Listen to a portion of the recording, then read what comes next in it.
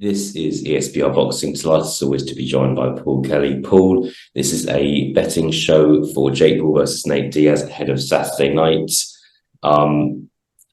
We are still covering this fight. It is still a boxing match. Jake Paul's he's had 6-7 fights now. Nate Diaz, obviously very well-known UFC fighter. And they are fighting on Saturday night. And as always, as consistent as we are, we're here to talk about some betting odds.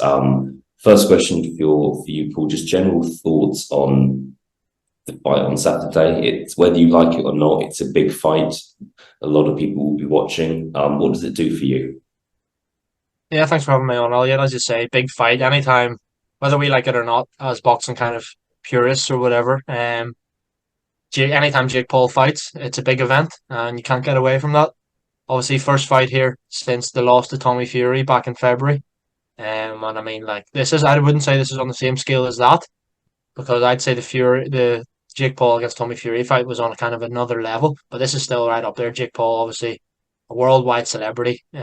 Whether you're a boxing fan or not, you know who he is. Especially for the younger generation. And yeah, it's a big event. And obviously, Nate Diaz, despite not having any real solo boxing experience, has been, an MMA fighter for almost 2 decades, I think. He made his debut nearly in 2004 or something like that. So he's been around for a long time.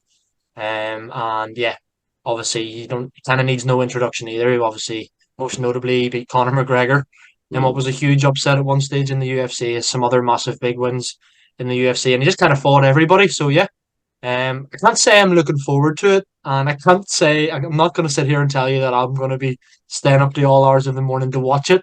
But yeah, you are right; it is a big event for sure. Yeah, look, it's a big money event. It's on the zone pay-per-view, and we'll see what happens. I'm sure people have got different opinions on what's going to happen, and yeah, we shall see. On to the betting tips, Paul. Going to do one each. I'll let you go first. What is your betting tip for Jake Paul versus Nate Diaz? Yeah, so I've done a few of the Jake Paul's betting tips before on our channel, and I've always backed against him, to be honest. I backed Fury to beat him. I'm pretty sure even at the beginning I backed Woodley against him. Anderson Silva, I remember backing against him as well. But I've been wrong almost every time, bar Tommy Fury. So I'm going to back Jake Paul to win here. And so my betting tip is Jake Paul to win via knockout in rounds 6 to 10. So the second half of the fight, which you can get at a price. I was looking kind of vary between 5 to 2 and 3 to 1. So pretty good odds there. And the reason for that selection is for anyone that doesn't really know much about Nate Diaz, he cuts up and has really bad scar tissue and bleeds very easily. Um, Whether or not he's rocked or hurt, but he kind of takes a shot, and doesn't have the best of head movement. And I kind of expect Jake Paul not to land at will, but kind of he's a lot heavier than anyone Nate Diaz has fought. Nate Diaz fought at 155 pounds and 170 pounds throughout his career. This is at 185. So I don't know. Obviously, bigger gloves and all that in the UFC, but I think Jake Paul. I don't think Nate Diaz is as hard as they come. I don't see him, getting flatlined or anything here, but I could see the referee jumping in at some stage in the fight, probably as the fight goes on, and I fully expect Nate Diaz's face to be busted up, blood all over it, and I think yeah, despite having unbelievable cardio and stamina, I think Jake Paul will end up getting the stoppage in the second half of the fight. Yeah, and I think that's what most people are predicting, the Jake Paul stoppage here, aren't they?